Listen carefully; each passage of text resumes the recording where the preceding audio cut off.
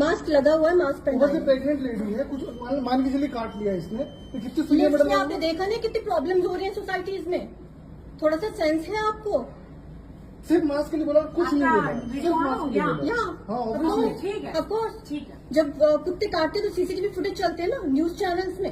आप You जैसे know लोग that? भी चलाते हैं, हाँ ऑब्वियसली आप जैसे मैं लोग चलाऊंगी। ट्रेन भरी हुई है ना, आप जैसे लोग भी चलाते हैं। क्यों नहीं वरना चलाऊंगी? गाँव में जो लोग होते हैं ना, बिल्कुल, उनके यहाँ बिल्कुल। कुत्ते बिल्कुल नहीं काटते।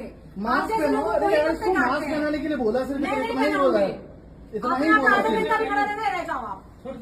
ये किस तरह की लेडी है ये? आप छोड़ तुम्हारी बीवी से तो बैठा ही हूँ मैं। कहाँ